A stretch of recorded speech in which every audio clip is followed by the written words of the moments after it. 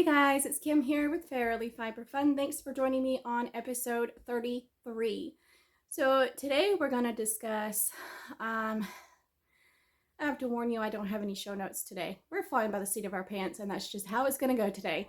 So we're going to discuss some of the videos that came out in the month of September and what I've been working on, the WAFA sale and all of that goodness. So before we jump into it, I would like to give a very warm welcome to new viewers and a welcome back to returning viewers. If you haven't already, please do hit that subscribe button and don't forget to hit the notification bell so you don't miss new videos as they come out. And as always, leave your comments, questions, and suggestions in the comment section below. All right, since I don't remember everything that I produced here on YouTube in the past month, I know we did the Can You Spin mulch, which is wool that you've skirted off your fleece and thrown in your garden because it's all it's good for. And I just took it out of the garden where it had been rained on, combed it and spun it, and then the combing waste was carded and then spun. And I have those samples that I need to go get and show you. So let me go do that. Okay, so this is the yarn I made from the combed top. Turned out really well, even though combing was not pleasant in the grease. And then this was from the carded waste. And I think they both turned out amazing. So that was one video, and I don't remember what order these came out, but that was one of the videos. Let's see. We did another Jacob. This was Spinning from the Cloud. I love how this one came out, and this has another version that is more instructional on how to prep, which is a little bit on the spinning side. So, and that's up on Ko-fi, or it will be going up on Ko-fi. I still have a couple other drum carding classes that need to go up first, and I'm doing them once or twice a month, releasing them to my Ko-fi supporters. So go check out that. Links to everything is in the show notes below. Let's see. There were a couple other videos. There was the blanket update video, which was probably the most recent. So I will show you where I'm at with that at the moment, because the blanket, I actually said I had accomplished 50 squares in the first month. I did not. It was 44. I can't count with the flip. So I have now done 1, 2, 3, 4, 5, 6, 7, 8, 9 times 6, 54. Okay, so I have done 54 squares entirely. So that's the blanket, since it has its own video series. I'm not going to go into a whole lot of detail on that. I'm still working on it, still plugging away, although not as consistently as I was. Really drawing a blank. I just looked at all the videos. This is what I get for not making notes. Anyway, I decided to wrap up my commission baby sock knitting off of alpaca yarn that I've been sending off every few months, what I've made, because I decided to make stuff for my store. So I made these one night when I could not sleep. Well, I made 1.5 when I could not sleep, and I finished the other one the next morning. So these are actually, they're called pea pod green, and then I don't remember the name of this color, but I call these sweet pea. I sold these to my mom actually at the Fiber Festival in Sawtee back in May. So I needed to replace those in the store. So I've made 2 sets of baby socks for my store. And I have another pair of adult socks that I cannot show you yet because that's a pattern that I am publishing. So I'm not going to show you that until the pattern is actually published. So I've done a lot of knitting, just not a whole lot on the blanket this month. So, but that's okay. Now I'm going to jump around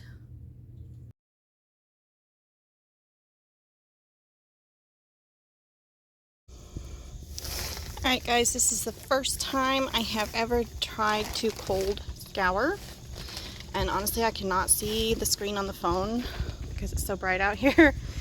But there's my pre-soak. This is Tunis, and I just got this going. My friend Dana was just here and told me again how to do this, so I'm going to give it a try.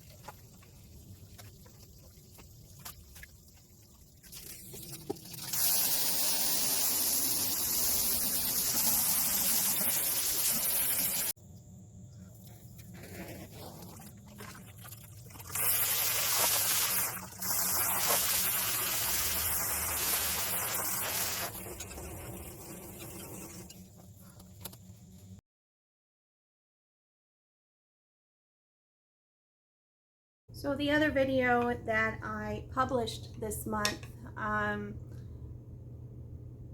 so we've got the blanket update, we've got the spinning from cloud, we've got the mulch experiment, and the other one was the fourth, I think, in the series on how to spin a blended top for color management. And we, took it apart into separate sections of colors and then put it back together in the spin. So that's one way you can do it. And then I have, hopefully we'll be able to get to the other two that are left on the plans for that particular series sometime in the near future. We'll see. So now we're going to skip around a bit, and I'm going to tell you what I got from the WAFA sale. So this is my haul. My friend Dana is the Marigold Shepherdess, and she has been carving wooden tools from branches that drop down in her yard from storms and stuff, or from trees that get cut down. So this is a 4.5 millimeter crochet hook, and it is crepe myrtle, which crepe myrtles are all over the place here. I love this, and it's like, I think it would be very comfortable to use. I haven't used it because this is a gift for a friend. She will have received this before you see it because she's coming this weekend. You'll see this next week. Time is weird when you're filming. Anyway, here is a black, excuse me, a black cherry Nost pin. It's got some pretty amazing details on the bark, and it's super smooth and wonderful. And then this is the one thing I've been went crazy over when I saw her making these. A black cherry nitty knotty, and look, it's smaller than my head height wise. It's really tiny. Let's see. I don't have any yarn in here, but this is one of my felted sheep for comparison. Not that that's the greatest comparison, but it's a little tiny nitty knotty. I had to have it. It's a sample size. It's completely glued together. And then the last thing I got, I could have gotten everything from her shop. Oh my gosh, I wanted it all. Is a little teeny tiny table that I'm going to use to display my shroomscapes, my felted mushrooms. So I really want a bunch of these. So I've asked her, when she came by today, I asked her to make a bunch, and we'll discuss how we're gonna deal with me selling them, whether I'm buying them from her or if she's letting me sell them on commission or whatever. I don't really know. Anyway, I love these, and I want a whole bunch of them because they're perfect. They're awesome, and I really think they'll sell. So, and I have a couple of in-person events coming up in the next few months, so I'm excited about that. My WAFA sale didn't go very well. I was very, very depressed afterwards. I had maybe $30 worth of products sold, and I was so depressed. It was the first time I had done this at my mom's, and she tried to help me and didn't understand how to work Facebook because she doesn't do Facebook. And then her phone rang in the middle of it, which it's okay, but that, like, she should have turned her phone off. But you know, it's fine. I really appreciate having her space and her internet for my live sale. And the birthday wishes were wonderful. I think everybody that watched it, participated, said happy birthday. I really appreciate it. I have reached the 40-year mark now, and I feel like I've waited my entire life to turn 40, which is kind of weird. Most women are like, no, I don't want to get old. I'm excited to reach this benchmark. I can't explain it, but it feels like such an important year, an important age to reach. I don't know, maybe I'm just whack. But anyway, so I left my mom's all depressed and upset. Had nothing to do with her. We had planned for me to stay and eat dinner with her. I didn't. I did talk to my dad, though, for about an hour after my sale, and that was absolutely wonderful. I don't talk to him very often, so I'm really glad he forgot my birthday, which was the day before. That's not a big deal, you know. I was just happy to talk to my dad for a while. And then, so I went to bed. I was frustrated. I was like, I'm never doing WAFA again. I'm done. I'm not doing this. I can't do this. I put in so much effort and so much money, and then I get nothing in return. I was so mad. And then I woke up the next morning. One of the sales ended up being significant, and that just completely turned everything around. I was like, okay, so this is worth it. Still not what I wanted to make, but better than nothing, right? I didn't come out in the negative. I came out on the positive end financially for the WAFA sale. So I'm feeling a whole lot better, and I'm still scheduled for October, and I just signed up for November as well. Not only paid for it, I haven't filled out the application yet, but I'm telling you this so I'll remember. I have filled out the October application, and I think the ad form, no, I have not filled out the ad form yet. I do that closer. Once I know kind of what the theme is for the month, that's when I do that. Anyway, so I packed up my orders, and I decided to go ahead and mail off the commission baby socks while I was mailing orders. And I had an extra Fiber Club order that I needed to mail as well. So I was looking everywhere for my receipts the little handwritten invoices where I wrote down how much I charge for my knitting for the socks. And I couldn't find it anywhere. I have this file folder. It's really thin and you can open up.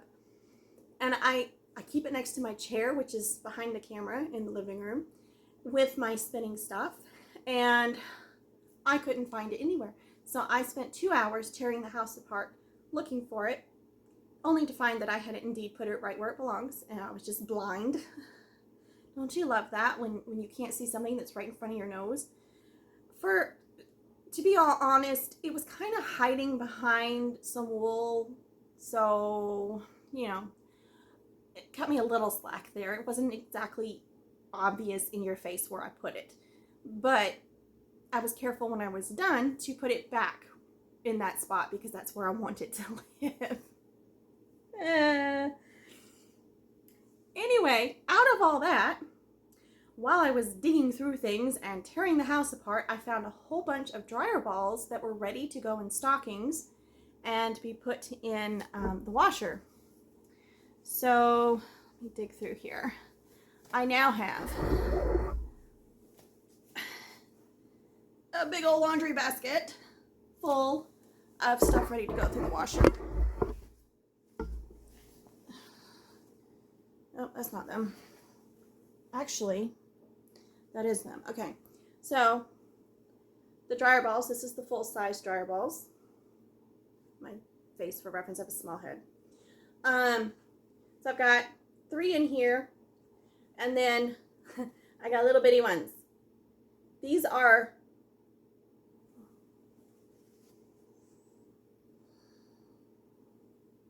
smaller. Okay, I'm making 2 different size snowmen and dryer balls and pumpkins. So this is like, this looks like the smaller snowman. Here we go. Here's your little teeny tiny heads for the snowman. These are the bigger snowmen. Here's some Jacob dryer balls. They're gray. And then some of these are different size of, they're going to become different sizes of like pumpkins and stuff. And these are sheep forms. They're not round because I want them oval. So they look like potatoes. Potatoes! Anyway, I put them in these stockings. I tie them off with cotton yarn because I have gobs of it and would honestly like to have less. And then the stockings, when they're done, I just rip the stockings or cut it and pull the dryer balls out. And I have some that I can show you that I just pulled out because I made these for someone else.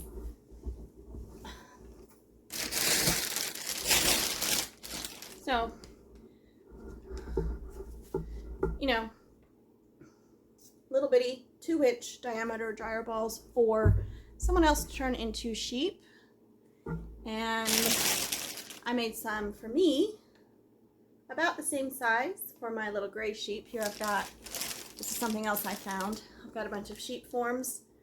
These need ears, and that's a similar size, but weighing them out, and I wrote down how much each different size and each one is for everything. And honestly, I don't know how I'm going to keep it straight what's what when I unpack all of these stockings later, because I have, nothing is marked what it's for. I just kind of have to make piles and figure it out later.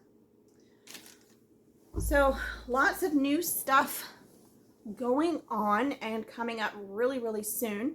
I was happy to find all of the felted sheep that I have in this basket. This is the basket that I used to take with me when I was vending, so I could make sheep while I was sitting there, you know. So I made this last night. I decided, I've had people saying they wanted a one color body and a different color face. Well, this started out as a black form, and I just put white wool on it. And this particular wool is very short stapled, which makes it super easy for felting. And it's all sorts of curly, and it's super soft. This is Gulf Coast or Gulf Coast Cross. It's really soft and silky. So I was just about to pull up my phone and look. So I have it all written down. I think I have 10 of these white ones that are all done. And some of these will become rainbow, some of them will become spotted, and some of them will become black sheep. And then these are the same, except some will be white instead of black. I won't have any black bodies and black sheep, or white bodies and white sheep. So I have a bunch of the black ones, which I think this is the last of the black roving that I had. And I have a lot more of the white, and then the spotted ones, these were supposed to be spotted ones. These will also be white, black, rainbow, and spotted. I think that'll be just super cute. So I have 4 that need ears. And then I have 8 bodies here. And I will needle felt the bases. And I will needle felt the face, the heads. And then I'll either glue or needle felt them all together. Usually I glue them with the hot glue gun, which does interfere with the felting needle sometimes, but It's easy, it's quick, it gets the job done. So my goal is to get 4 of each, 4 spotted sheep, 4 rainbow sheep, 4 white sheep, 4 black sheep. But since I have 3 different colors of base, I'm not sure how that's going to work out, but I'll figure it out. So the goal is to have like 4 felting kits of each color, and then 4 or 5 of each colored sheep finished. And I still have some in stock, but I wanted more because this time of year the sheep really sell a lot. And then I want to make pumpkins that just decorate your table, So we'll see how those turn out. I am vending in Clarksville. October 21st is the Relay for Life event at the fairgrounds in Clarksville. So I'll be one of the vendors. I don't know yet which table or anything like that. I have no clue. But I'm really excited about it, and I want to have a ton of stuff. I have almost completely sold out of dryer balls and felted sheep and felting kits and stuff like that. I have a bunch of earrings that I haven't sold yet. I've tried to, and they just didn't sell. But I haven't taken them to an event yet because I haven't been to an event. So I will have the felted earrings, and I'll probably have my spinning wheel with me, I think. And then I'm doing another in-person show the very beginning of December. I think December 2nd, there is the Veterans Art Fair in Toccoa, and it is only for local artisans. So they were really excited to have me be a vendor because I am the only fiber artist that does the spinning and the felting and all of that that's going to be a vendor there. So I'm really excited about that, and I have to meet with her this weekend, the lady in charge, so we can figure out the space and the price and everything, because I'm going to be demo spinning while I'm also vending. So I need more than just a table. And so my focus is going to be mostly on that for the month of October, getting ready for that, which is why I am felting all the wool balls and just doing whatever I can. I'm probably not going to get done anywhere near what I would like to have done. I don't expect to make a ton of money at that event or the one in Clarksville, but I want to have options for people in case they find something they love and they can get it. That's what I'm going for, and I have some ideas percolating. Whew, I just had someone stop by the house and talk to me for a minute, and then I remembered I had the wool cold scour going, actually the pre-soak, so I switched that out, and of course now I have no clue what I was talking about or where I was going, so I'm just gonna wrap it up here. I'm out of breath. So I hope you guys enjoyed today's episode, and if you can't tell, I am really excited about what's coming up for me as a person, for Fairily Fiber Fun, my business, for the YouTube channel. If you haven't already, check out the Ko-fi link down below, and I have a few supporters that I really appreciate. You can buy me a coffee. It can be a single one-time thing, kind of like tipping someone, or it can be a monthly thing. It's sort of like Patreon if you're familiar with the Patreon platform, but I find Ko-fi to be a better fit for me than Patreon ever was. I've tried Patreon twice and did not like it. So Ko-fi is the platform for me, and as the channel grows, I will, and as the group on Ko-fi grows, I will expand into more and more new and exciting things. Brain fog. So anyways, I hope to have some updates this month on during the month of October on what's going on and what I'm doing. And the first installment of Fiber Club just shipped out, so I will have the dyeing and carding video up soon, and actually in a few days. And then I was working on September's palette of the month video, so that'll be the next one that you see, because I haven't had a chance to get that out before this one. It's just life, you know, life. So I'm still weaving at my mom's. I'm waiting to get that project off the loom so I can wrap up that video and show you all of that. So hopefully in the next couple of weeks that will be done.